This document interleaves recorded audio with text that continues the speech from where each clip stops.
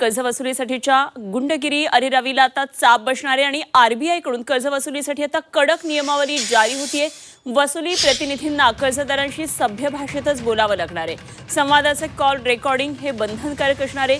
नियमांचं पालन न केल्यास बँकेवर कारवाई होणार आहे। रिझर्व्ह बँक ऑफ इंडियानं कर्जवसुली करणाऱ्या एजंट्सच्या कामकाजामध्ये बदल करण्यासाठी नव्या नियमांचा आता मसुदा जारी केलाय आणि सर्वसाधारणपणे कर्जवसुली एजंट कर्जदारांसोबत गैरवर्तन करत असल्याचं दिसून येतं।